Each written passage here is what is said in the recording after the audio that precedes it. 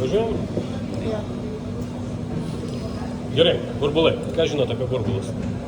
Kad jie gazuoti. Kurie gazuoti? Burbulai. Jie negazuoti. Burbulai gazuoti. Bet jie negazuoti. Bet jie išgazo. Ne, jie turi angliarūgštės, bet jie nėra gazuoti. Tas gazuotas stovi ten apačioje, kur parašyta zero. Bet tenais yra gazuotas. Visa kita, kas stovi čia, yra putojantis. Tai yra du skirtingi dalykai. Vėlgi, jeigu skaitote... Natūralius. Žiūrėk, jeigu skaitote lietuvišką ženklinimą, neskaitot originalių etikečių, radot žodį gazuotas, padėkit ir bėkit kuo toliau. Nes jeigu tai yra gazuotas vynas, tai buvo kažkoks vynas, kurios yra prisotintas angliarūgštės. Jeigu tai yra gazuotas vyno gėrimas, tai buvo kažkoks vynas, į kurį yra pridėta kažko ir prisotinta angliarūgštės. Jeigu tai yra gazuotas fermentuotų gėrimų mišinys, ten net vynuogių nėra. Ten yra obuoliai, kriaušės, ką turėjo tą surūkyną, sumaišė, užgazavo ir panašiai. Jeigu jūs perkate sviesto, vieta pus riebalų mišinys, tai perkant putojantį vyną ir pirkit, kad jis būtų putojantis vynas, o ne gazuotas. Dabar esminis skirtumas tarp šitų, kas pastatyta čia. Žinote, koksai? Jeigu reikėtų išskirti į dvi kategorijas, gal galėtumėte atskirti butelius, kurie yra vienoje kategorijoje, kurie yra kitoje kategorijoje? Jie yra šampano ir prosecco. Yra brūtas. Ir yra... Gerai, okei, dedam čia. O čia?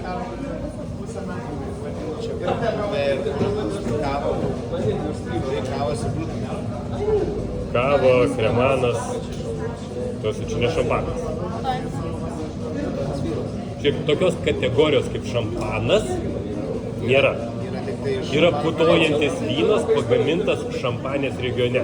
Tai kaip ir Lietuva yra Aukštaitija, Žemaitija, Suvalkija, Dzūkija, ten visą kitą, tai prancūzai turi irgi lygiai taip pat regionus. Tai Šampanė yra vienas iš regionų. Tai šampanas yra iš konkretaus Prancūzijos regiono pagamintas putojantis vynas. Taškas. Visose kitose vietose, jeigu gamina tokį patį produktą, jo negali vadinti šampanu. Kaip jį vadina? Kremo. Rašos kreman, tarės kremo ir nuoroda iš kur. Kremo didėja. Yra nuoroda, kad iš šitos vietos. Jeigu būtų kreman de Loire, tai yra iš Loiros. Tai yra kremo de Limų, tai iš Limų. Tai yra tiesiog nuoroda, iš kurios turi vietą. Dabar, bet jeigu reikėtų atskirti kategorijas, viena kategorija, šita kategorija. Dėl ko čia yra šita kategorija? Ir kremanas, ir Franciacorta, ir kava pastatyta prie šampanų. Dėl to, kad jų gamybos metodas yra identiškas. Visi iki vieno gaminami vienodų metodų. Tiek Prancūzijoje šampanas, tiek Italijoje Franciacorta, tiek Ispanijoje kava, tiek prancūziškas kremo. Dabar pats gamybos būdas. Susirenka uogas, padaro vyną. Vyną pila iš tos butelius, ką jūs matote. Į butelį deda mielių ir cukraus užtas, maždaug 24 gramus. Užkepšio alaus kamščių ir šampanėje minimum 1,5 metų, kitose vietose apie 9-12 mėnesių, guldo į vyno rūsį. Kas atsitinka? Mielės pradeda valgyti cukrų, prasideda antrasis rūgimo procesas butelyje. Rūgimo proceso metu išsiskiria angliarūgštė, patinga ir burbulai. Dėl ko taip ilgai laiko? 9, 12, 1,5 metų, 3 metus ir ilgiau laiko kontaktą su mielėm. Tas pats rūgimo procesas vyksta gan greitai, 4 savaitės ir tikrai mielės valgo cukrų. Tas kaip ir surūgo. Bet laiko ilgai dėl to, kad maždaug po pusės metų iškritusios mielės, kurios nusėdo, jos pradeda irti. Ir irstančias mielės suteikia gėrimui papildomą kvapą, papildomą skonio, tai ko nėra vaisius. Tai yra skrebučio, baltos duonos, linksimo tešlos, makaronų, bičiupikių, vaškų ir įvairiausių kitų dalykų. Vėliau yra pašalinamos mielės, po mielių pašalinimo yra gėrimas briut natur arba zero dozaž, 0 cukrų. Yra pilamas korekcinis mišinys, vadinamas dozažas, ir priklausomai nuo dozažo kiekio Europos Sąjungoje visi putojantys vynai ženklinami visiškai vienodai. Tai didžioji dalis, sakau, šitų gėrimų, tai briutas,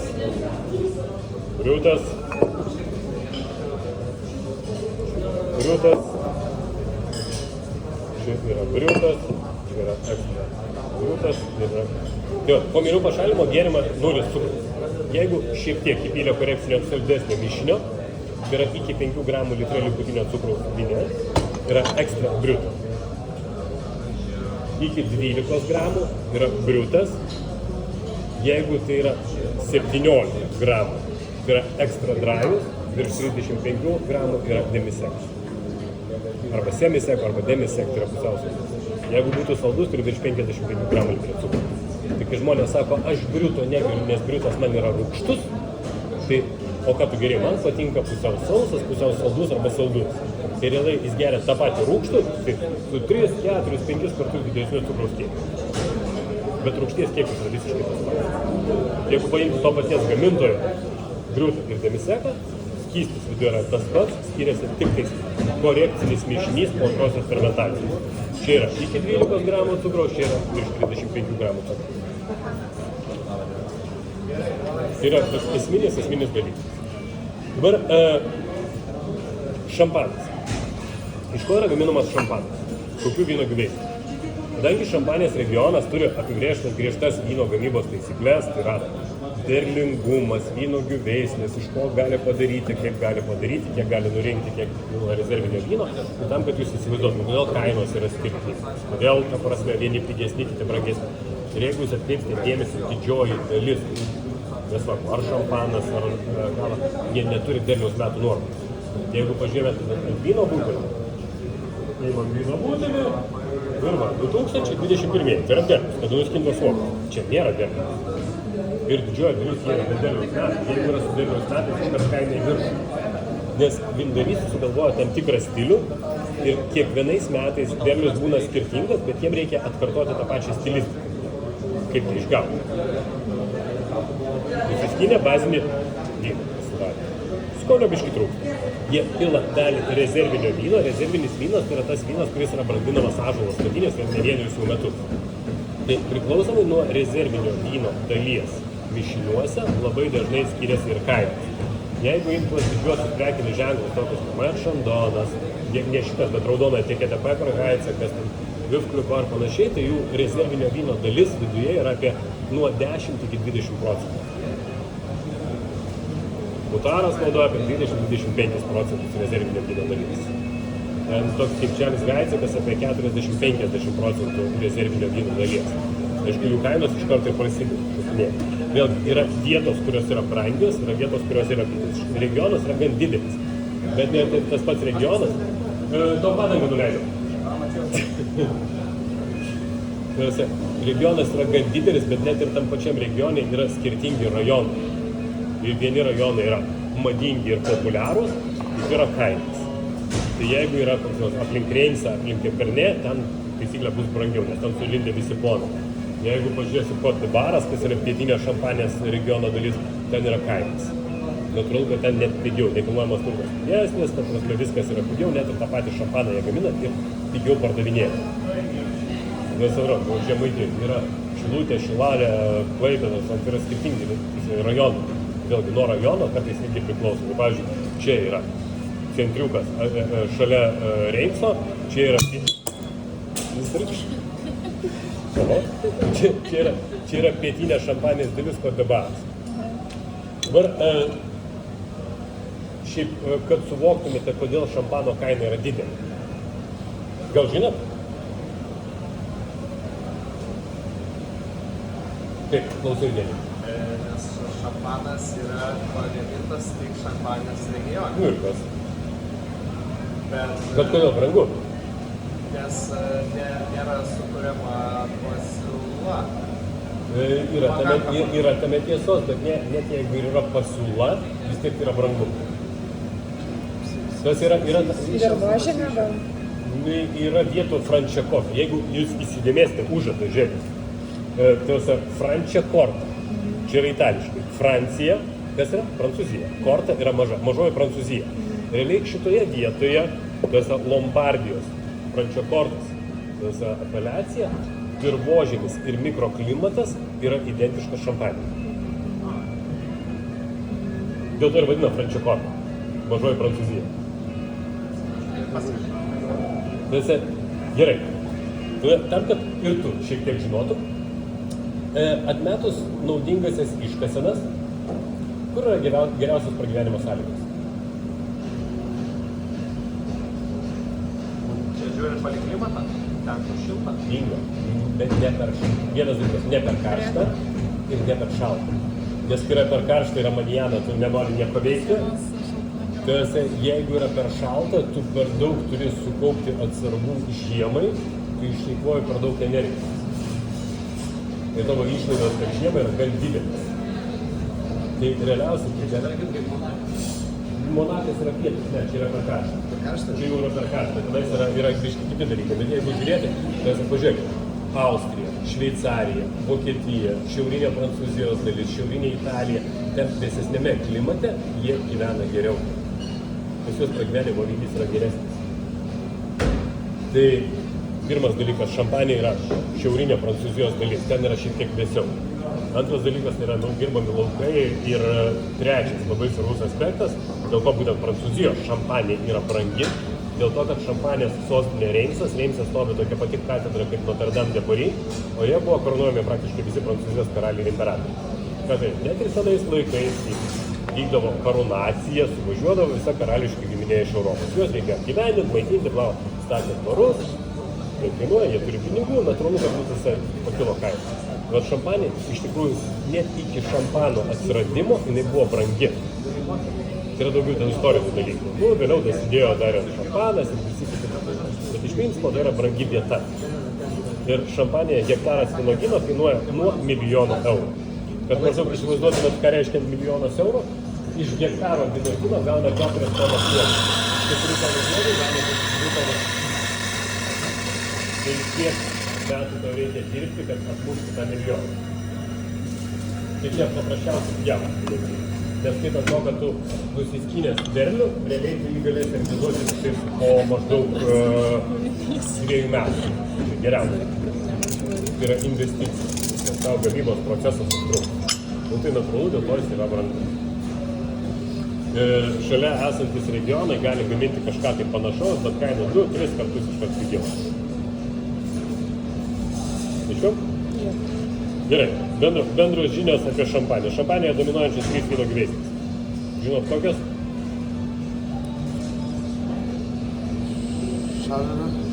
Šardonė yra.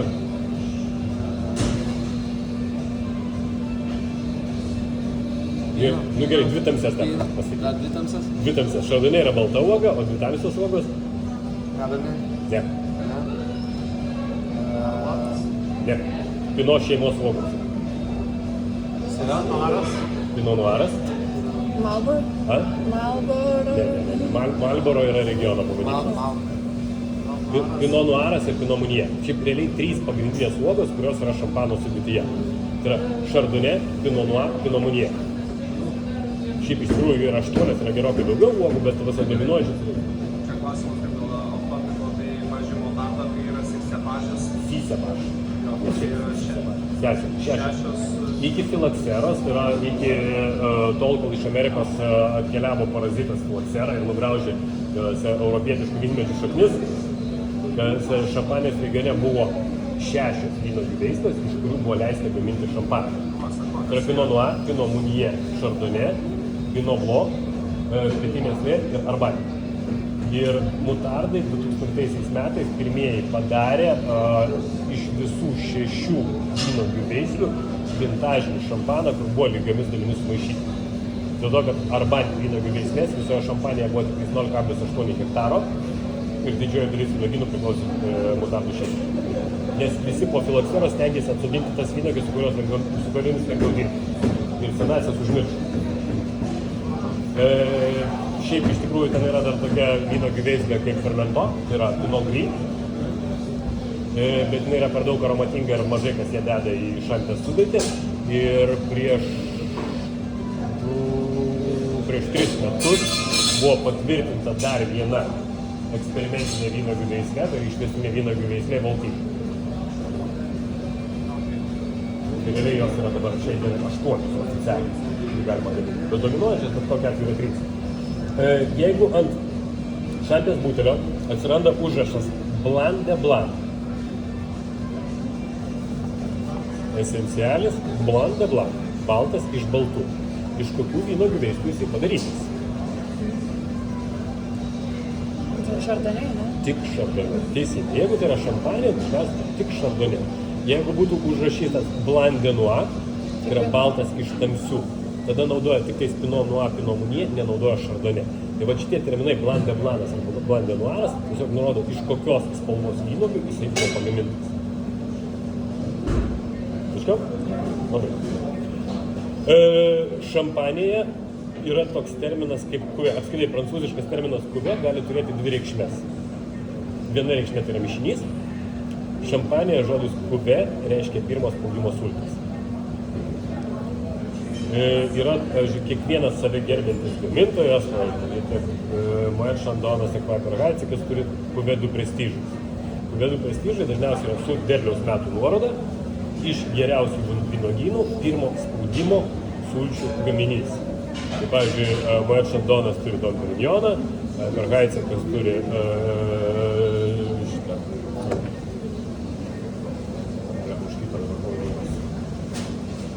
Rera. Reras, ten, jeigu žiūrėti, Roderis turi kristalą, kiekvienas faktiškai gamintojas turi kažką tokio. Šiaip mutardai, nors ir maži gamintojai, bet jie savo mutard label gamina tik iš pirmo spaudimo sulčių. Dėl to jie įrašo grandė kuvelį. Tai yra didingosios pirmo spaudimo sultys. Taip, ką reikia toliau žinoti? Skirtumas tarp paprasto ir esencialio parkerio. Esencialio nėra prekybos centruose, esencialis skirtas daugiau gastų, kaip baram restoranam. Esencialis ekstra papildomai metus yra laikomas kontakte su mėlėm, dėl to turi daugiau skonio, plus mažesnis dozažas, tai yra cukraus kiekis mažesnis. Ant esencialio priekinės etiketės jie neatrašo bazinės žaliavos metus. Taip.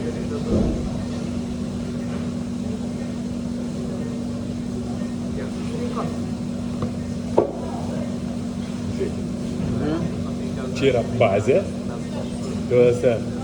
ir jie rašo, kada yra disgoržas ir koks yra dozažas. Tai yra be derliaus metų nuorodos, bet tu gali orientuotis maždaug kokią gramą. Jeigu pažiūrėti tą patį mutardą, mutardas net savo bazinius šampanus laiko 3 metus kontaktą su mėlėm ir mutardas ant galinės etiketės rašo disgoržas, tai yra mėlių pašalinimo datą. Tai pagal tai galima labai paprastai atsiskaičiuoti, kurių metų derlius yra naudotas. Žiūrėkite. Matot? Yra konkrečiai parašyta data, kada yra disgoržas. Tai pagal tai yra labai paprastai skaičiuojama. Minus 3 metai, minus dar vienus metus. Grubiai tariant, minus 4 metai. Nes tas nusiskynė uogas rudenį, padarė vyną, persivertė metai, jie supylė į butį. Tos pavasarį. Ir nuo to laiko jie 3 metus laikė ir pašalino tik tais, kada nurodė. Gavote dovanų, nusipirkote šantės bonkę. Jeigu jūs nežinote, kas tai yra be derliaus metų nuorodos, dar kažką nesvarbu, kad tai yra brangi. Gerkite, nelaikykite. Nes jūs nežinote, kur buvo laikyta, kaip buvo sandėliuota ir kas su juo atsitiko. Šampanų ir visų kitų putojančių vynų biologinis laikrodis įsijungia tada, kai yra pašalinamas mėlis. Tai grubiai tariant, jeigu 1,5 metų kontaktas su mėlėm, po 3 metus jam nieko neatsitiks po mėlių pašalinimo, bet vėliau jis pradeda oksiduotis. Tai jeigu 3 metai kontaktas su mėlėm, tikrai jam 5 metus nieko neatsitiks, 6 metus nieko neatsitiks, bet vėliau prasideda oksidacija. Kai tu nusipirki kažką X, kur nėra nei disgoržo, nei nieko, pastatyta parduotuvėje kažkur tai aukštai lentynoje karšta, neaišku, kiek ten stovėjo, nupirko, atnešė, pasidėjai, tu neaišku, ką gausi. Dėl to, jeigu tai yra be derliaus metų nuorodos, gerai. Nelaikykite spintutėje, bufete ar dar kažkur, tai ilgai ir nuobodžiai. Turiu gerą tokį. Ne, jeigu tai yra su derliaus metų nuoroda, tai yra šiek tiek kitaip, bet jeigu bet, tai kaip minėjau, visose kitose vietose Prancūzijoje, jeigu daro tokiu metodu, jie vadina kremon. Rašosi kremant, dalis žmonių sako kremant, bet iš tikrųjų tai kremon. Ir tada yra nuoroda iš kur. Vėlgi, dažniausiai naudoja vietinės vynuogių veislės, Tai kadangi tai yra pietinė Prancūzijos dalis, realiai jie augina tą patį šarminę, bet gali naudoti ir kažką tai kito, kas yra jų vietinė vyno. Kaip minėjau, Šiaurės Italija yra Lombardijos regionas, šiaurės vakarinė Italijos dalis, jeigu žiūrėt nuo Gardos ežero, Franciakortos apylinkės, Antinolis gamintojos gamina putojantį vyną, bet tai yra realiai itališkas šampano atitikmuo. Sudėtis lygiai taip pat, Pinot Noir, Chardonnay, Pinot Blanc. Toks pat dirvožemis ir toks pat klimatas. Sudėtį jie naudoja tą pačią.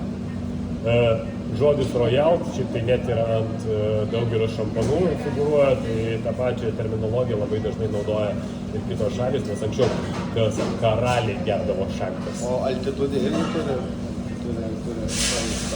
esmės. Altitudė, kaip aukštai. Žiūrėk, yra labai paprasta matematika. Aukštis virš jūros lygio tai yra temperatūriniai svyravimai. Jeigu tu esi arčiau į pietus ir esi aukščiau, tai gali atitikti panašiai, kaip tu esi vėsiau.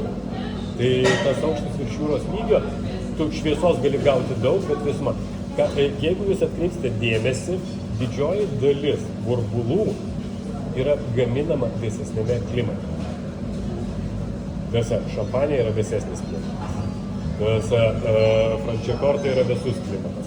Ispanijos Benedesas yra vėsus klimatas, tai yra Pirėnų priekalnės. Tai nėra, kad yra visa Katalonija. Tai yra Pirėnų priekalnės. Tai Benedesas, Veidos, Proskė, net ir ta pati Proskė, Venetas, Šiaurės Italija.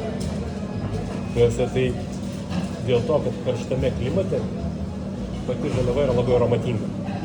Burbulam labai daug aromato nereikia, nes jie daugiau aromato gauna iš brandinimo. Ispanija. Šventoji kavos trejybė, Čerelo, Parelada ir Makabeo vynuogių veislės. Tai yra klasikinis kavos mišinys. Taip, kavos gali būti gaminama ir iš Chardonnay, gali būti gaminama iš Pinot Noiro. Jeigu rožinė kava į tą klasikinį mišinį gali įdėti Trepato vynuogių veislių, čia yra leistina, bet šiaip jeigu žiūrėti klasikinis mišinys, tai yra Čerelo, Parelada ir Makabeo. Esmė visų yra ta pati. Skirtumas tarp šitų dviejų yra tik cukraus kiekis. Iki 12. Aišku? Gerai, čia. Kas? Kas čia? Daug cukraus. Kur? Kur daug cukraus? Čia daugiau. Čia daugiau. Čia yra extra dry. O čia yra demisekas. Čia yra pusiau sausas. Extra dry. Žiūrėkit, vienas dalykas, ką žmonės painioja, tai yra dvi terminologijos. Pažiūrėkite ant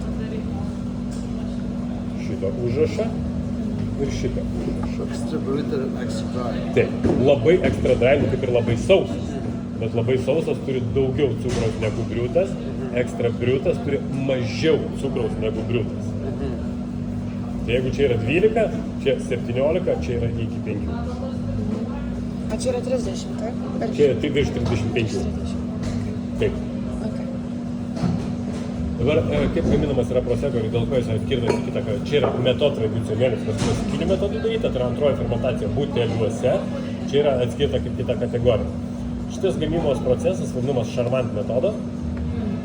Tai yra irgi natūralus procesas, bet veiksmas vyksta ne buteliuose, o didelėse plieno talpose. Padaro vyną, supila į didelės plieninės talpyklas, pagal turi mielių ir cukraus užtaisas, apdarai uždaro, rūgimo procesas plieno talpoje, nusėdo mielės, nelaiko ten pusę metų ar metus ar daugiau. Užtenka, įsivaizduokit, tai yra talpa, nusėdo mielės, užtenka kranelį čia turėti, išpylė į butelis, turi skystį su natūralia angliarūgšte. Tai yra greitesnis, paprastesnis procesas. Vėlgi, nemaišo tam rezervinių, dažniausiai skirtingus derlius gali pamaišyti, bet kažkokio brandito vyno jie tikrai nepila. Ir jeigu žiūrėt pati stilistika, yra daugiau vaisiškas, lengvas, gaivus. Čia turi ir gaivumo, bet turi daugiau ir tekstūros. Jeigu matuotis pagal gamybos laiką gazuotą vyno gėrimą galima pagaminti per kelias valandas. Nors turi įrangą, turi ingredientus, sujungiai vamzdelius, kompą suvedė receptuką, saduratorius maišą, išpylė būtų vėliau važiuoja. Tai pagaminti šarmant metodų gėrimą užtrunka maždaug, kiek minimum pusę metų. Čia yra minimum pusę metų. Pagaminti metodą tradicionelio, net ir su trumpiausiu laikymu 9 mėnesius kontaktą su mielėm, užtruks 1,5 metų. Tai valandos, pusmetis 1,5 metų. Yra skirtumas. Šiaip paradoksas, jeigu ateini į parduotuvę, labai dažnai stovi kava, kremanas ir prosekos kainos vienodos. Nors patys gėrimai skiriasi kaip diena ir naktis. Tu negali sakyti, kad čia yra geresnis, čia yra blogesnis. Tai yra visiškai skirtinga stilistika, bet dėl ko praskę pagaminti paprasčiau lengviau, o ne kainuoja taip pat kiek sudėtingas gamybos proceso gėrimas. Madinga. Jeigu yra paklausa, gamintojai puikiai supranta, kad galima uždirbti. Tai yra labai paprasti kelia kainas. O prosekas yra madingas ne tik Lietuvoje, prosekas madingas ant margos vietos. Tai jeigu norite kažko tai gaivaus, lengvo pasidaryti špriciuką ar vasarą atsigaivinti, jokių problemų. Ar prosekas, ar agita, ar dar kažkas. Jeigu norite daugiau skonio tekstūros, padarykite tai, kas yra gaminta ne to tradicionaliai. Nu ką, tikrinam skirtumą? A? Tikrinam. Atkimšt mokat? Gerai, prašau. Parodykite. Ai, tipo, kaip reikia prašau. Taip, tu norėjai parodyti. Ne, aš nenorėjau jau kažtai. Meluok, grąžink butelį atgal. Grąžink butelį atgal. Man dabar nepavyks. Kas? Man dabar nepavyks. Nebijok, visi savi. Tik į žmonės netaikyk.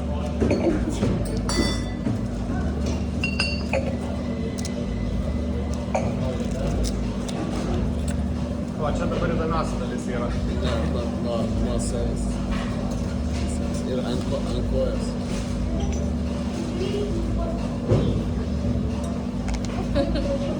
Nesaugu. Viskas neblogai, išskyrus tai, kad pokšt neturėjau. Na jo, neišlaikiau. Šiaip reikėjo biškį lenkti šoną, kam štai jisai eina lauk. Aš bandžiau jo. Aš suprantu. Viskas tvarkoja. Nors esmė ta, kad, pirmas dalykas, negalima stačiai atidarinėti, reikia palenkti 45 laipsnių kampu, nes tas slėgis eina tada į stiklą ir nėra tiesioginio slėgio į kamštį. Kitas dalykas, kai jau kamštis lenda lauk, reikėtų biškį pakreipti, kad išeitų glamštį. Jau. Ir man jau kažkaip.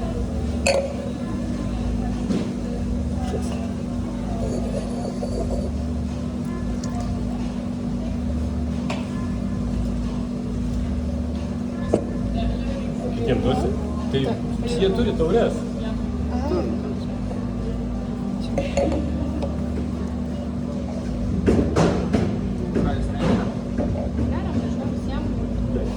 Tau užteks ir daugiau? Žinoma, dar vienas. Burbulais atsargiai. Ir direktoriai. Žiūrėkit, žinot, kaip taisyklingai yra gauti?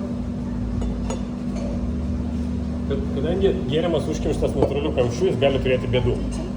Dažniausiai pasitaikanti bėda tai yra kamščio pelės įda. Dėl to prieš pilant kažkam tai, visiems žmogui, kuris užsakinėjo,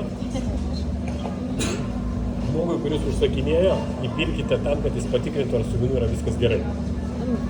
Nes kol jisai nepasakė, kad viskas tvarkoja, kitiem nepilti, nes išpilstis iš butelio, sakys, blogas sugedęs, kad atgal po tai butelio supils yra bjauru. Tai geriau sulaukti patvirtinimo, kad su gėrimu. Dabar, lapas. Pasukų taurę. Ne. Kuo? Vaisio, sodo vaisiai. Labai geras.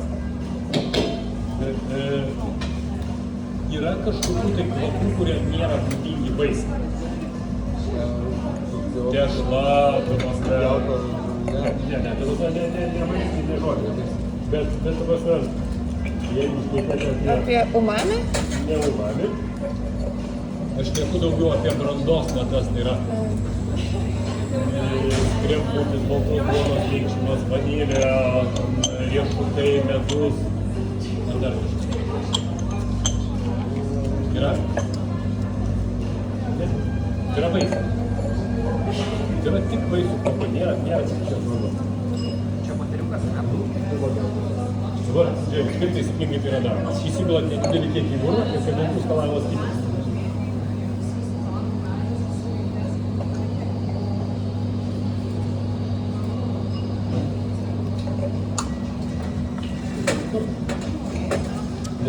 Kaip reikalai su puta?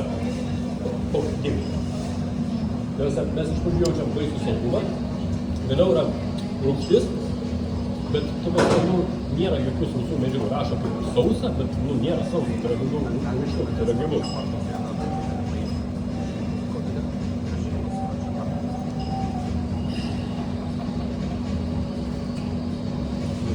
Tam, kad suprasti, O mes šiandien tas pats? ne, ten triutas. Ai, nemačiau.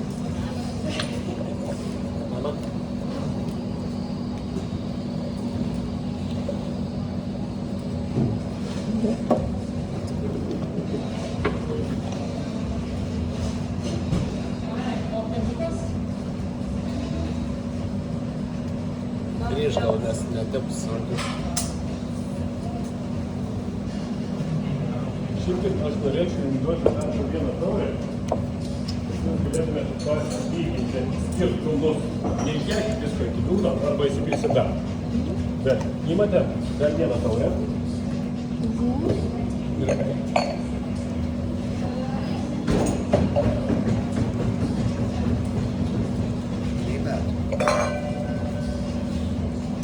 Ir.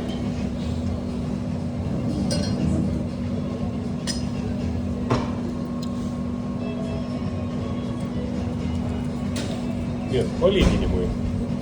Kur naujoji taurė? Čia? Čia. Vėl kitą taurę dar proskėsim.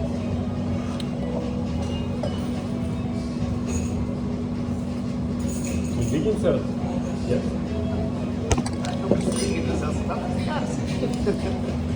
Žiūrėk, jeigu pažiūrėt vien spalva, spalvos intensyvumas. Ryškesnė, sodresnė spalva. Yra tamsesnė. Kvapas. Tuose pirmas įspūdis irgi tie patys obuoliukai, ta prasme sodas, vaisiai, bet nors tik išant giliau yra kvapai, kurie nėra būdingi vaisiai. Tai pagaliau turi tokį mažiau turi kvapų. Tuose kvapas yra šiek tiek neutraliai, nėra tų gėlinių natų. Tuose vaisių yra, bet gėlinių tokių natų nebėra. Bet nors kišant giliau yra kažkaip tešlos, kažkaip mėlynis kvapas, kažkas tokio keistesnis. Dabar įsipilkit nedidelį kiekį į burną, tai lygiai taip pat su putokiu.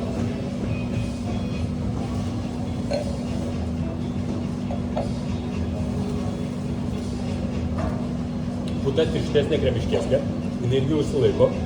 Tuose nurijus poskonis yra gerokai ilgesnis. Pabandykit proseką dabar paragauti po šito. Geras.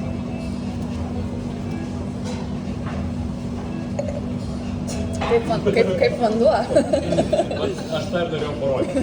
Kad tam, kad jūs suprantate, jeigu tu nuo lengvesnio kyli prie sunkesnio, tu tokio didelio skirtumo nepajausi. Bet kada prie sudėtingesnio grįžti prie paprastesnio, štai labai jaučiasi skirtumas. Labai jaučiasi skirtumas. Ir esminis dalykas, tai yra tai, kas laikyta kontaktą su nelengva, ir tai, kas nelaikyta. Lengvas gaivus, kitas yra sudėtingas, sunkesnis ir ilgesnio poskonio. Ir esminis dalykas, koks didžiausias yra skirtumas tarp pigių ir brangių produktų. Poskonio ilgumas. Tuose, jeigu imti tą pačią vietą, iš to tų pačių uogų padaryta, bet pigesnis ir brangesnis, esmė, kad tu moki pinigus ne už tai, kad čia yra labai labai krūtai. Tiesiog yra kvapas ir poskonio ilgumas. Kuo ilgiau jauti malonų poskonį, tuo jis yra brangiau. Tiesa, rūgštukų ar ne? Ne, norit padaryti, kad būtų saldu? Žinot, kaip tai daro?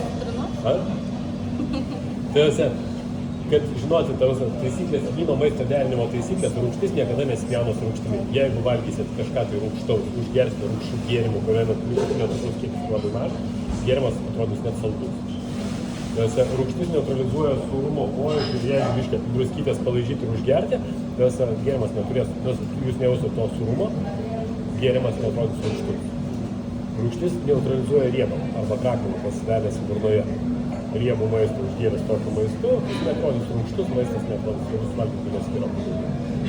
Kas būtų blogai, jeigu valgytumėt kažką tai saldaus ir užgertumėte rūgščių. Tada būtų blogai. O portovynas? Portovynas yra desertinis, tai yra 100 gramų litre cukraus. Tai vat, Jis yra likerinis. Tai jeigu jį vat, su saldžiu gali. Ne, žiūrėk, tu lygiai taip pat gali desertą su demiseku arba saldžiu putojančiu vynu.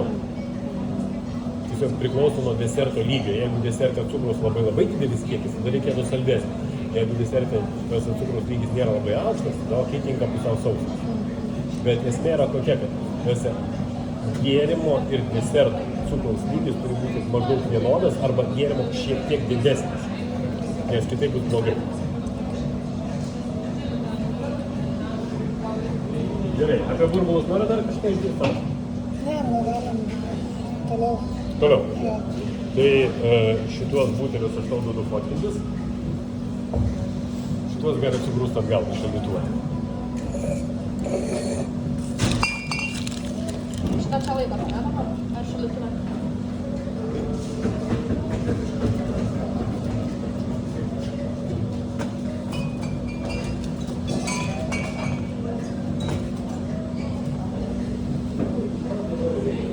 O tai šitos naujus pralaužėt? Nes ten buvo demisekas. Ir tuos kelius.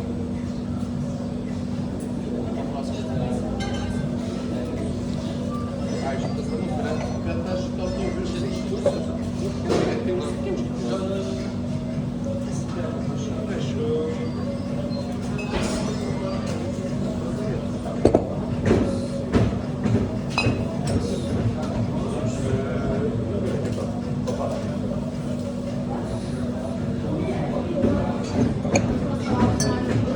Jūs tai dar gersi? Kava. Dar žiūrėk, yra dėžė, kurią reikia atgal irgi padėti. Čia brangu. Čia brangu. Nebrangu, bet brangiau. Kaip pasakyti, įperkama, bet ne kasdieniška. Nu, žiūrint tam. Tau kas visada tai atsakė. Šypsenos prašyčiau. Nes skanus ir brangus būna tik pirmas butelis. Jis dar biškai linksmesnė matė. Negalėjai.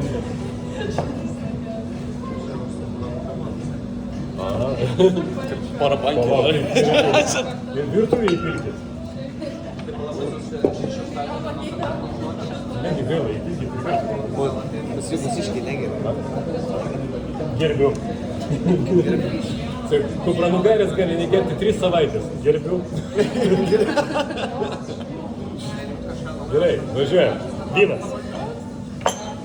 Aš liktai mačiau dar pas jūs meniukė įrašyta buvo daugiau ten visokių vynų. Ar ne? Dar Pinot Grigio Jo, paėmėt. būtų neblogai galbūt Pinot Grigio kažkoks gauti čionais.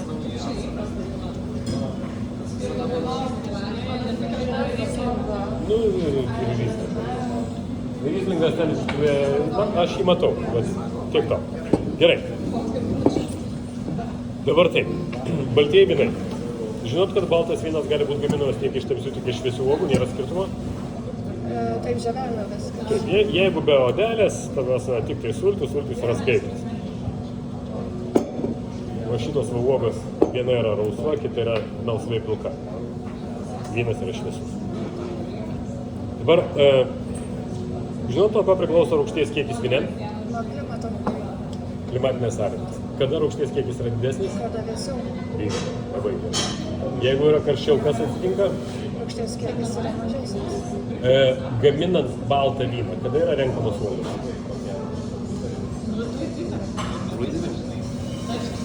Žiūrint kur? Vasarą. Žiūrint kur.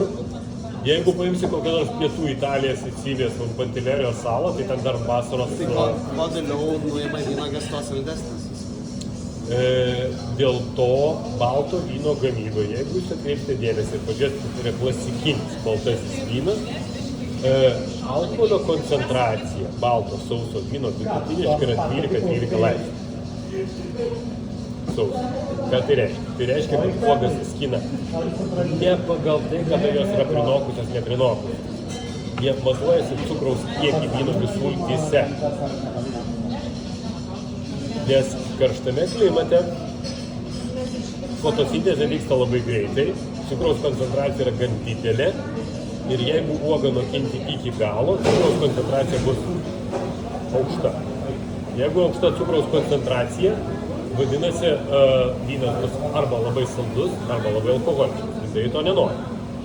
Dėl to daugeliu atveju skina uogas taip, kad gauti 12-13 laipsnių sauso vyną. Pasimatavo cukraus kiekį vynuogių sultyse ir nuskina. Dėl to labai dažnai karštame klimate baltas vynas yra gaminamas iš ne iki galo prinokusių uogų. O sirbimo laikas veislių irgi priklauso? Rūgšties kiekis ir sirbimo laikas.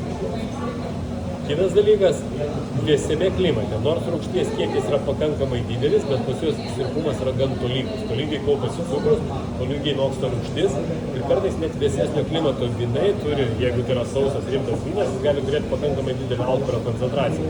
Ir vienas iš pavyzdžių yra čia.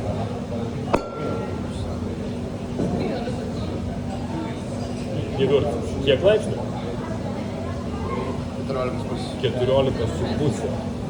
Nors klimatas yra vėsus. Dėl to, kad tai yra tolygus, pats tolygus sirpumas, taip jie galėjo apdaryti net ir saldžią versiją, tai ne iki galo sufermentuoti, daryti pusiau saldžią, bet čia yra konkrečiai jūsų saldžioji versija.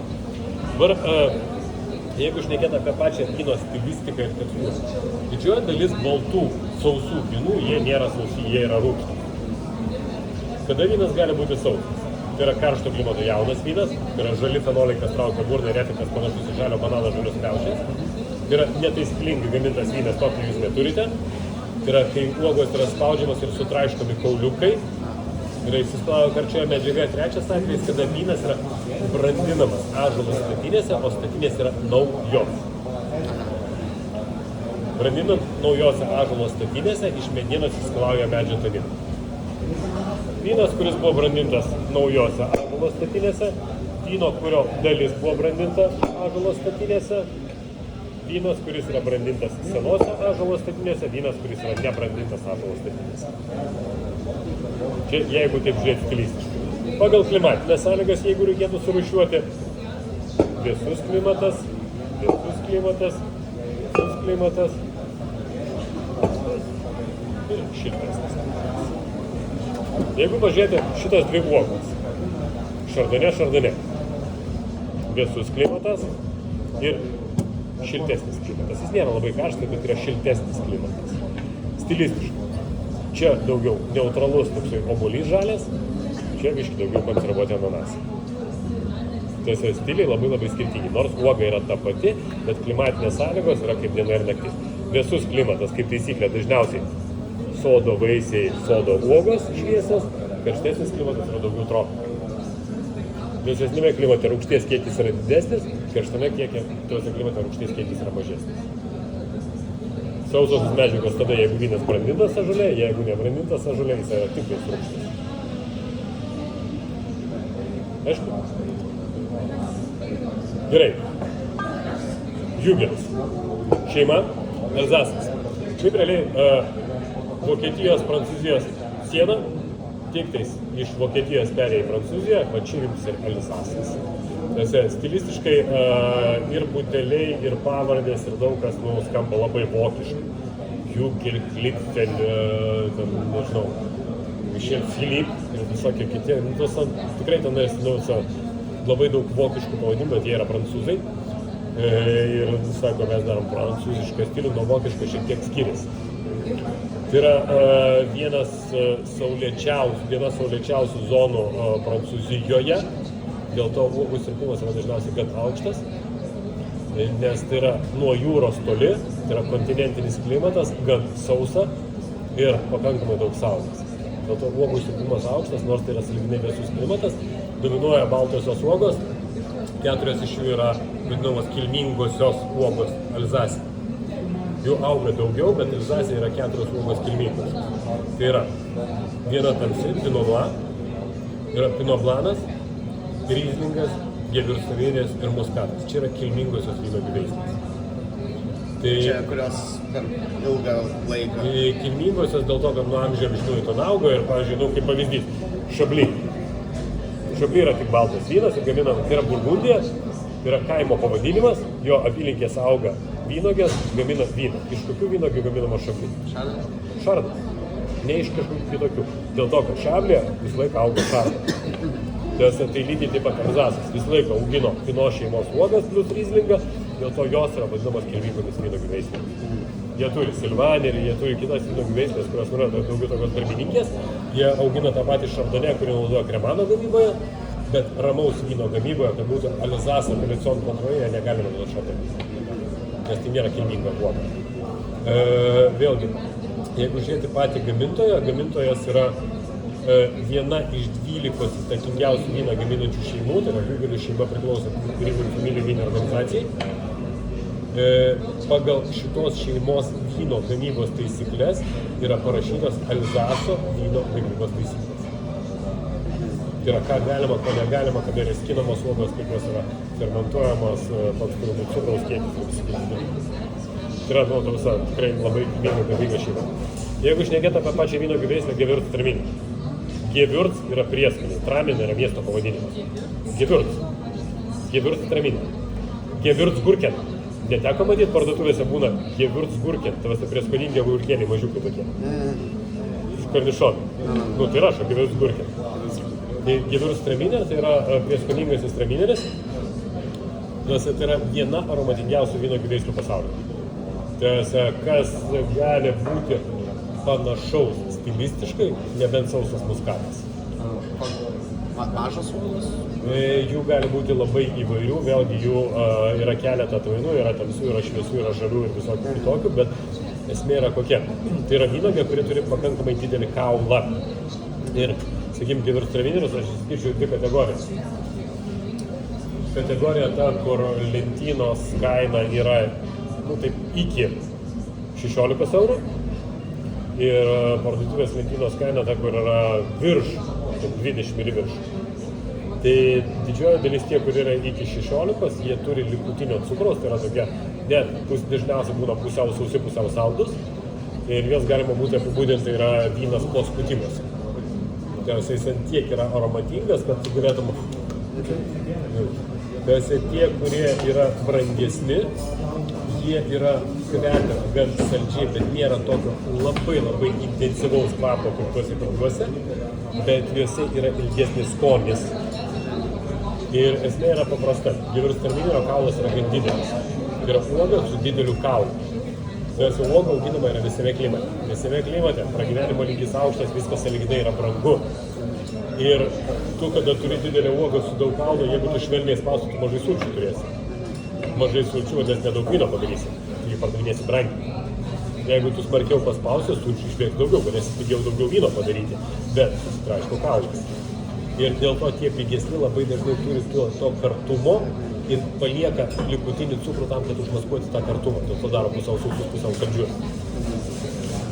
Aš nešneku apie selekcion de Grains Noble arba Vesbarštardijus, kas yra vėlyvas kiminas arba vulkrytinis uogas. Bet šnekant apie bazinės, bet jeigu bazinis Gewürzas yra pusiau sausas, pusiau saldus, dažniausiai dėl to, kad buvo labiau patraiškintos uogas ir turėjo kartumą. Ir bandom užmaskuoti. Šiaip vynogė, kuri kaip taisyklė, tai yra pradedančiųjų vyno gerėjų vynogė. Kvepia saldžiai, nors vynas nėra labai saldus. Tai yra aromatingas ir atrodo kitoks negu visi kiti. Jeigu žiūrėti vyno gerėjam, tai yra uoga, kuri turbūt labai greitai atsibosta ir norisi kažko tai tokio kitokio, bet kokybiškai gerai padarytas gėrimas iš tikrųjų labai įdomus deriniai su visa Azijos virtuvė. Yra ten, kur yra imbieras, karis, kardamonas ir visokie kitokie dalykai. Čia prie mūsų sriubos. Jo. Kitas dalykas, fusion virtuvė, kur yra europietiška virtuvė, bet naudoja azijietiškus prieskonius. Ir idealus derinys su rūkyta žuvimis. Labai keistai atrodo, bet idealus derinys, nes žuvis yra vėlgi prieskoninga. O tarkim, su žuvim, kuri yra ne termiška, silkė. Ne, silkė nelabai. Ne, silkė nelabai paėgs. Tiesa, ir kitas dalykas labai gerai atrodo, pavyzdžiui, tokie ant grotelių, ant dūmo kepta riebi kiauliena. Aha. Tai truputėlį Kad būtų intensyvesnio skonio. Tiesa, intensyvesnio, ryškesnio skonio maistas, nes pats vynas yra gan ryškaus skonio. Tai intensyvumas su derinimu. Tiesa, arba sakau, gali būti rūkyta dėl to, kad yra prieskoniai, dūmas, dar kažkas tokio. Gali būti tai, kas šiek tiek pilčio kandžia urną, nes visi irgi turi to paties. Arba turi būti labai labai aromatinga. Prie cepelinų duosi bus blogai. Aštrumas tame tarpe. Aštrumas taip, bet ne per didelis aštrumas. Jeigu didelis aštrumas, reikia, kad būtų saldesnė versija. Nes cukrus neutralizuoja aštrumo poreikį. Bet aštrumas apskritai neskonis. Tai yra jausmas. Žinoma. Tai yra ta jausma, tai prislopina angliavandenį. Tai va. Gerai, toliau. Mujart gamintojas. Šably yra kaimo pavadinimas, Premier Cru yra vynuogyno pavadinimas. Dabar šiaip, kad įsivaizduotumėt, kas yra Premier Cru, kas yra Grand Cru. Žinot? Nelabai. Norite? Tik tais Premier Cru, bet yra brangesnis. Negu kas? Gerai, kad jūs įsivaizduotumėt taip. Tas regionas, tai nereiškia visas regionas apsijungtas vynuogynas. Ypač jeigu tai yra kalvotos vietos, tu negali šiauriniuose, vakariniuose šlaituose labai sodinti uogų, nes jos gaus per mažai šviesos ir stirpumas bus blogas. Kalvotose vietose yra slėniai, kur yra lygumos. Ir per lygumas eina autostrada. Aplink autostradą yra plokštuma. Jeigu tinkamas apšvietimas viskas auginti vyną, augina vyną. Nes jeigu ne, ten morkos, kopūstai, bulvės ir visa kita. Bet, aplink autostradą mašinas važiuoja, nėra labai ekologiška. Plius tai yra smet žemė, o kai tu esi gan toli nuo ekvatoriaus, saulės skridimo kampas nėra labai status. Tai sirpumas vėl nėra pats geriausias. Tai realiai iš tų aplink autostrados visur kitur surinkta žaliava, užmaišo vyną ir vadina tiesiog regiono pavadinimą. Bordo, Burgundija, dar kažkaip, tai yra bendras regioninis pavadinimas, nes rankioja iš skirtingų vietų, skirtingos rūpų. Šalia yra kaimukas, eina regioninis kelias, toliau nuo autostrados. Nes kaimukas pastatytas prie šlaito. Nes kitur dirbama žemė, anksčiau buvo, tiesiog su technika privažiuoti, su arkliais privažiuoti yra patogiau negu į kalną kažkur tai rops. Tai jeigu nuo regioninio kelio į šlaito pusę, ant kurio yra pietus fokusuota, viskas auginta, vadina kaimo pavadinimą. Tai Šably yra kaimas, jau toliau nuo autostrados ir nuo Šablio pietinis šlaitas apsodintas vynuogynais, visa ta teritorija yra kaimo pavadinimas. Dėl to įrašo Šably, ne region. Regionas yra Burgundija, bet šiuo atveju rašo kaimo pavadinimą. Dabar tas šlaitas, vėlgi, šlaitas skirtingose vietose, tuose uogos noksta skirtingai. Ir kuri šlaito vieta yra geriausia? Ne, visi taip į pietus, visas šlaitas į pietus fokusuotas. Bet kuri šlaito vieta geriausia? Viršuje per vidurį apačia. Vidurinė šlaito dalis, jinai duoda geresnį derlių. Dėl to prancūzai nusprendė, kad reikia klasifikuoti vynuogynų plotus. Vėlgi, čia nesusipainiokite. Bordo klasifikacija ir Burgundijos, Šampanės, Elzaso klasifikacijos, jos šiek tiek skiriasi.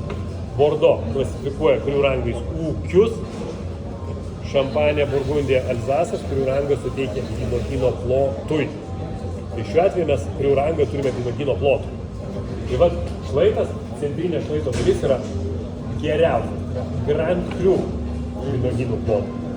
Jeigu jūs tik iš centrinės šlaito dalies, užvadins Šably Grand Cru, jeigu tai yra skirtinga. Jeigu konkretus vynuogyno plotas, užrašys Grand Cru ir dar vynuogyno ploto pavadinimas.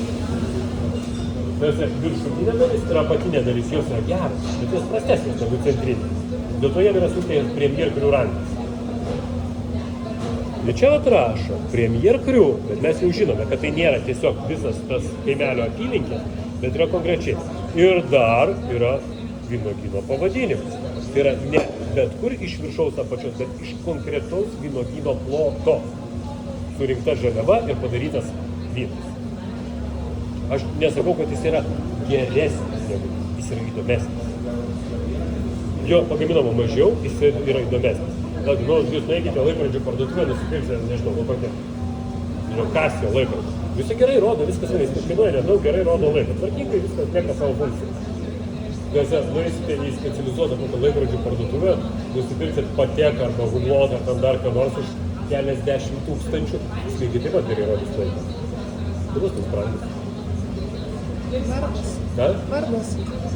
Tai yra vieta, kur pagaminta, kiek daug rankinio darbo, kiek daug, taip, tai yra prestižas. Lygiai taip pat tavose vyno prestižas, jis yra įdomesnis, jo poskolis yra ilgesnis, daugiau darbo, mažiau pagaminama, natūralu dėl tos yra brangus. Taip, važiuojam toliau. Šiaurės Italijoje, netoli Bolzano miesto, žmonės lygiai atvažiuoja į kalnus, yra Magrė kaimelis ir tom kaimelėje yra vienas iš garsiųjų Alto Adigės vidurių Aloyzas Lagėtis. Alto Adigė iš principo yra brangus regionas ir palyginimu, jeigu Šampanėje hektaras vynuogyno kainuoja nuo 1 milijono, tai Alto Adigėje hektaras žemės kainuoja nuo 900 tūkstančių eurų. Nesvarbu, tu ten statysi, sodinsi, dar kažkas. Trentino Alto Adigė tai yra ta vieta, kur 2/3 obuolių, kuriuos mes perkame, o taip jie lietukais rengtis tose parduotuvėse, yra iš Trentino Alto Adigės. Tai yra idealiausia vieta obuolių auginimo. Tai yra būtent slėnis tarp kalnų. Nes tai yra vėsu, bet šviesos ir šilumos jie turi va tiek vasaros metu. Tai ten, kur yra lygumos, obelys, bet šlaitai puikiai išnaudojami yra vynuogynas. Dėl to tų vietų vynas yra pakankamai brangus. Ir kai sako, Italijoje, Prancūzijoje pigaus ir gero vyno yra daug, tai pigiausia Alto Adigės vyną, ką man teko matyti kooperatyvo parduotuvėje, tai buvo 6 eurų. Čia pigiausias. Tai ten pigaus nėra.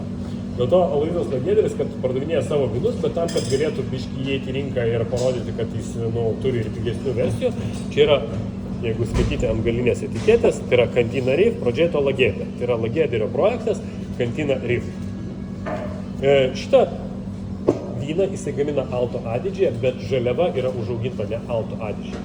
Žaliava yra užauginta šalia esančiame regione, tai yra Veneta. Kadangi jis yra ekologiškai ir dinaminio vyno gamintojas, turi labai daug draugelių ekologistų ir pas savo draugelius ekologistus susiperka žaliavą, kuri yra ekologiškai auginta ir pas save pagamina šitą vyną tokią pigesnę versiją. Šiaip Pinot Grigioje tai nėra tas pats, kas Alzaso Pinot Gris. Pati vynuogė taip, tai yra ta pati, tik italai suitalino pavadinimą, bet jeigu šnekėti stilistiškai, jeigu Alzaso Pinot Gris yra intensyvus, prieskoningas ir ilgaamžis vynas, daugeliu atveju itališki Pinot Grigioje yra dušės limonadą primentis vynai ir skirti greitam vartojimui. Alto Adigės vynai išsilaiko ilgiau, Venetas ir šiltesnis klimatas, jie yra trumpesnio galiojimo, sako, juos reikėtų gerti greičiau. Bet jeigu žmogus atėjo ir nežino, ko nori kažkokį lengvo gaivaus, Pinot Grigio. Bet amerikonai visus baltus itališkus vynus vadina Pinot Grigio. Čia kaip Lietuvoje visos sauskelės yra pampersais, tai pas juos visi balti lengvi itališki vynai yra Pinot Grigio. Nesvarbu, iš kokių vyno veislių bus pagaminta. Ok. Gerai. Varom tada šitą. Du naujo pasaulio vynai, jie tokių griežtų vyno gamybos taisyklių neturi, nes vienas yra Naujoji Zelandija, kitas yra Argentina. Kim Crawfordas, Naujoji Zelandija. Vyno veislė yra Sauvignon Blanc, Marlboro, tai yra vieta. Kaip čia yra Chablis, kaip čia yra Alzasas, čia yra Venetas, tai Marlboro yra vieta, nes teko man kažkada tik girdėti, man patinka vynas iš Marlboro vyno veislės. Kokios? Iš Marlboro, kaip yra Kim Crawfordo Marlboro, tas su Sauvignonu sumaišyta. Šiaip toks lengvas nukrypimas lyrinis. Žinote, kas bendro tarp Marlboro, Winstono ir Churchill? Cigaretės. Dar? Tabakas.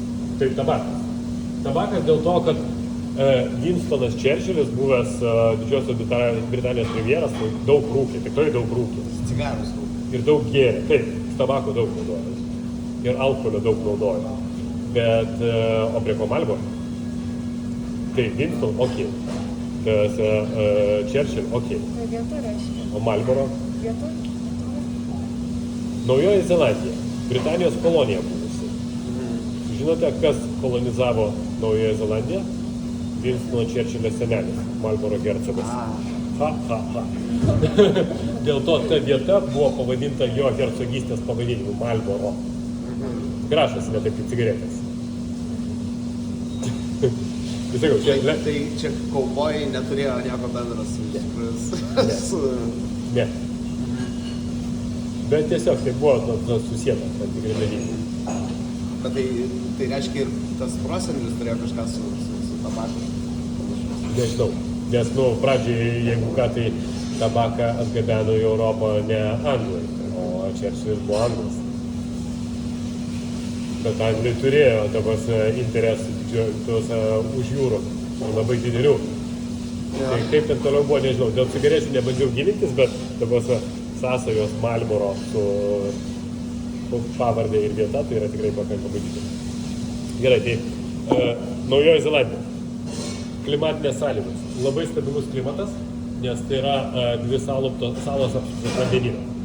Kai yra karšta, vandeninas vėsina, kai yra šalta, vandeninas šilta. Dėl to uogos gali sirgti gan tolygiai. Dėl to uogos gali sirgti gan tolygiai, kaip galbūt Nidoje. Iš vienos pusės. Iš vienos iš kitos pusės. Tarp dviejų vandenų. Nes čia Klaipėdoje gali būti vienas oras, ten jau kitoks. Bet, pavyzdžiui, o druskingumas oro irgi turi. Visai sakau, yra tam tikros vietos, kur yra tam tikros klimatinės sąlygos ir šiuo atveju, sakykim, taip, Marlboro regionas yra išskirtinis tuo, kad tai yra arti pakrantės zonos ir nuo pakrantės kyla į kalną, rūkas visiškai kitas klimatas. Jie ką daro? Jie, tai yra dideli vynuogyno plotai, turi virš 1000 hektarų vynuogyno ploto ir gan greitai viskas nusirenka, skirtingų plotų pasidaro skirtingus bečus ir maišo tarpusavėje tam, kad išgauti tam tikrą stilistiką. Iki Antro pasaulinio karo Naujosios Zelandijos vyndariai važiuodavo į Europą mokintis gaminti vyno. Šiai dienai dėl klimato kaitos Europos vyndariai kviečiasi Naujosios Zelandijos vyndarius pagaminti vyną. Tai visi naujo pasaulio vyndariai visą laiką mokėsi iš senojo pasaulio. Nes, jeigu paimsite vynuogių veislės, tai praktiškai visos vynuogių veislės auginamos naujam pasaulyje yra prancūziškos kilmės. Sauvignon Blancas prancūziškas, Chardonnay prancūziškas, Malbekas prancūziškas, Cabernet Sauvignonas, Carmeneras. Šiandien, kur beduris yra prancūziškas vynuogių veislės. Gerai, surasi Sangiovese, itališką. Ten surasi kokią, nežinau, Rieslingą. Gerai, bet Rieslingą tiek Alsasas Prancūzija augina, tiek vokiečiai augina. Tai yra visos klimato uogos. Bet kokiu atveju. Visa istorija atėjo iš tenais.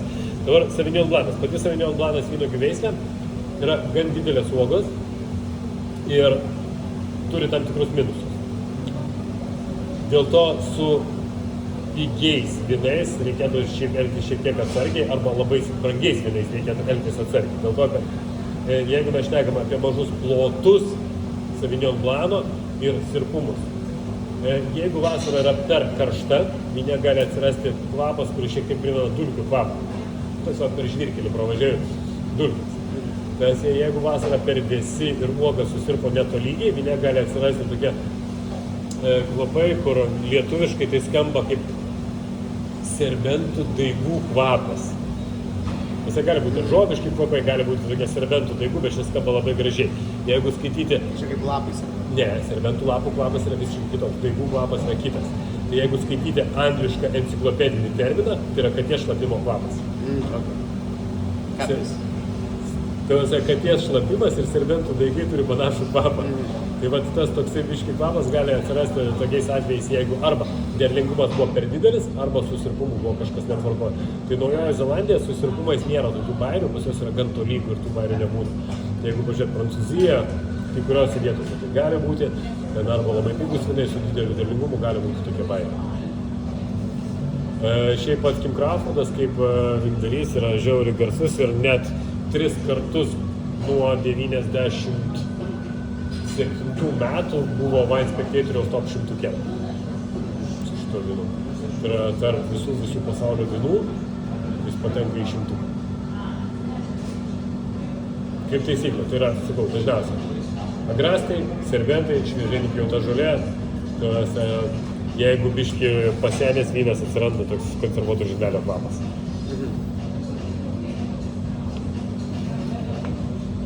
Dar vienas šardonė, turėjote klasikinį neutralų šardonė, čia yra Trapišės Tesoro šardonė. Trapišė tai yra vienas didžiausių ir įtakingiausių vyno gamintojų Argentinoje.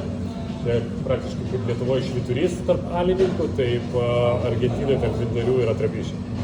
Tai yra didelis gamintojas ir jeigu žiūrėt tuos paprastesniuosius vynus, ir man atrodo yra šardas paprastas vienas, Alkeskas, kažkas tokio, man atrodo mačiau.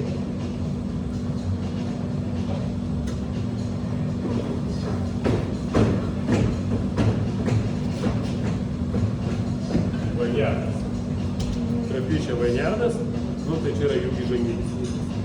Tesoro yra jau jų metas. Tada kaip taisyklė, žmonės pamatė žodį Trapišė ir galvoja šitą vyną pilnas maksimas.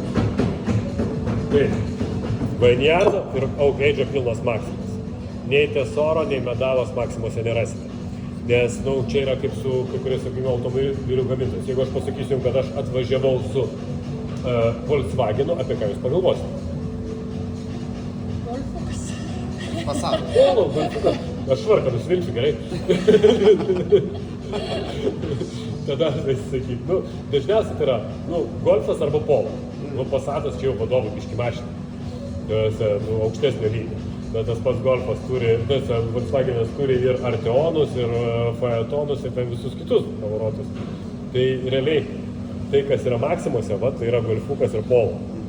Tai kas yra Tesoro arba Medalo arba ten Iskajus ir visa kita, tai jau baigėsi ta komercija, kur yra prekybos centram ir tai jau yra menas vinė, kas daugiau skirta gastro. Tai čia yra paprastas kasdieniam vartojimui, čia yra ąžuolinis brandintas vynas. Kasdieniam, man patinka. Jeigu gėrimas trukdo darbui, vilniam tokį darbą. Vanduo ne vynas, daug neišgersi. Tai va, turit klausimą apie baltuosius vynus?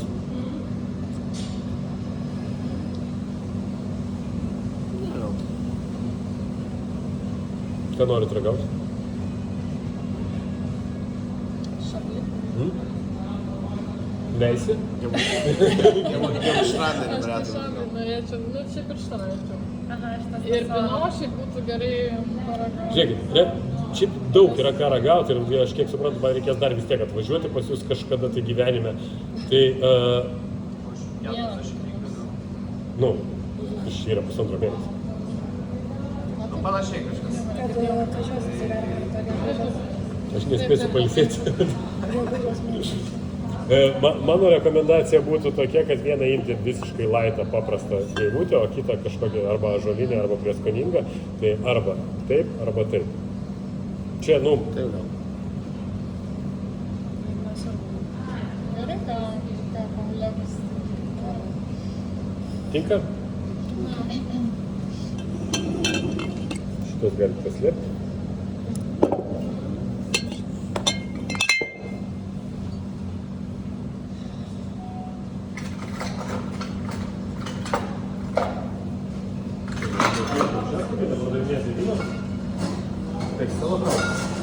Turim tikrai kažkur. Dėžutė medinė nerakšė.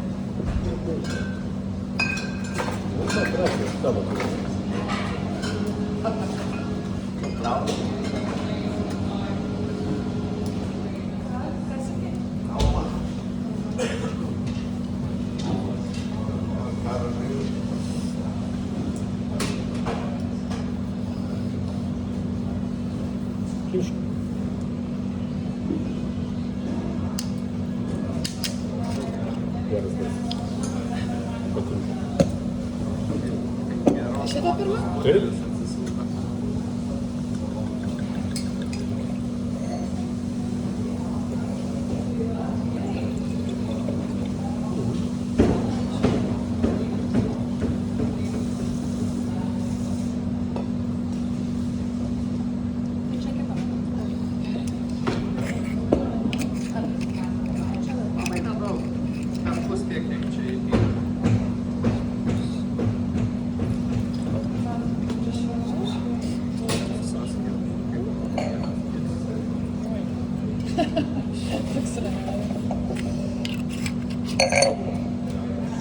Gerai, kur antros taurės?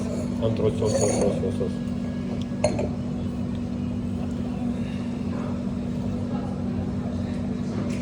O galim dar kartą išsigryninti Pinot Grigio ir Sauvignon Blanc, tos tokius esminius skirtumus, kad kaip barmenas turėtų Sauvignon Blancas turi didesnį rūgšties kiekį. Jeigu, grubiai tariant, koks skirtumas tarp kriaušės ir agrastų? Tai jeigu reikėtų pasakyti, tai Sauvignon Blancas yra agrastas, Pinot Grigio yra kriaušė.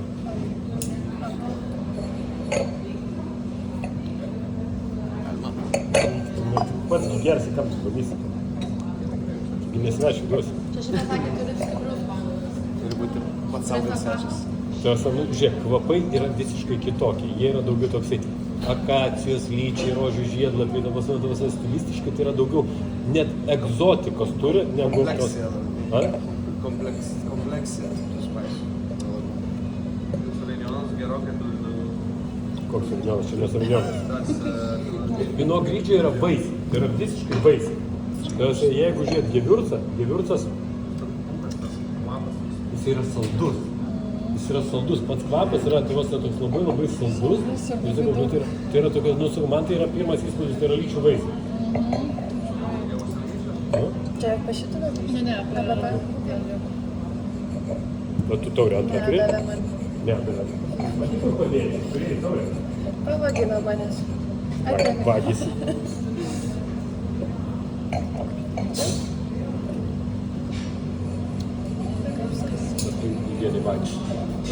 Jeigu lygintis, tuose Pinot Grigio, tai iš tikrųjų tai yra lengva, gaivu, paprastas kaip 3 kapėkos, bet kokybiškai padarytas vynas. Čia kvapas atrodo toks biškai pristupintas, bet labai... Prie ko mes galim šitą giugelį su... Jie žino jau, prie ko. Jo, nes jau prie tam... Prie rūkytos žuvies, prie azijietiškos virtuvės, prie tos ant grotelio keptų riebių kiaulienos keptų. Tuose šoninė kepta ant grotelio. Kaip gerai. Baltas sausas vynas, kaip jisai gerai klaidina žmonės, man tiesiog patinka. Jis yra sausas. Taip. Čia yra visiškai sausa versija. Tai žmonės galvoja, kad Nes tu įsigūrėjai būna baisus saldumas, tai yra toks baisus saldumas.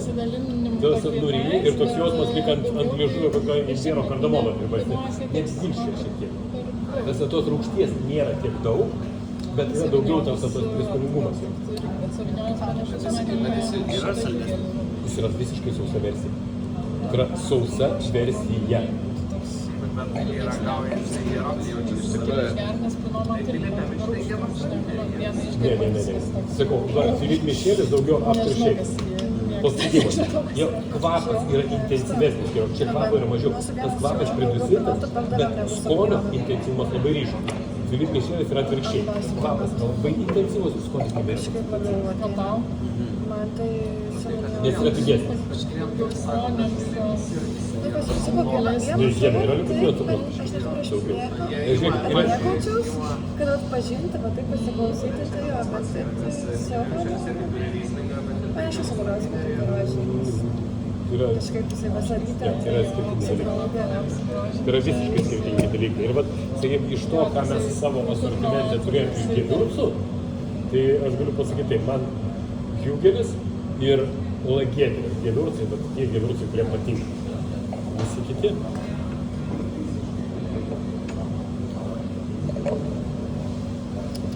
Nu, bet jie brangesni tausiai, jie yra kokybiški, jie yra tikrai labai gerai padaryti. Tai yra tas dalykas, kuris gali ilgai išbūti, ir jeigu tavose, žiūrėkit, vienas labai įdomus dalykas. Čia mes turime 2023 metų derlių. Čia mes turime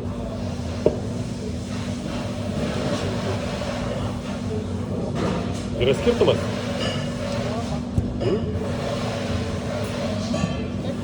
Tiesa, net ta prasme, ilgiau palaikytas, jisai atrodo, jie šviežiai nepardavinėja, jie ilgiau laiko jį pas save, atrinktų įdomus labai dalykas. Hügelių šeima yra įrašyta į Gineso rekordų knygą, nes jie savo vyniniai turi seniausią iki šių dienų naudojamą ąžuolinę vyno statybą. nuo 1636 metų. Iki šių dienų Šaltas naudojama. galima gražiai pasilinti. Nu, įdomu, tikrai. Nu, 166 kažkelintų. 166.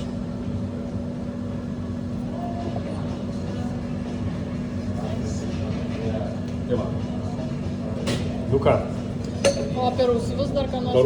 parūkymas ir einam prie kitos Tada spalvos. raudonė vin.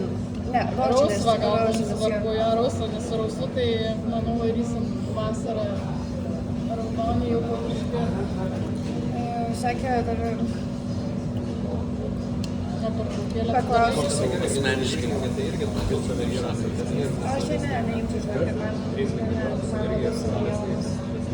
man notas, mes ir su Laima šnekėm, man jisai per daug įpareigoja tave, kad tu skonį, nežinau, nenori svarbus, nu, tave kažkokia labiau lengvesnė. Maksimum 5. Geriausiai visiškai 5-3-6. Let's go. Ne, ne. Šiaip kaip bus amžius, jeigu išstudijuoji. Ne. Bet tikrai, ir atrodo, jau jaučiasi. Atrodo. Sakė, cukrus kiek. Man žinai, toks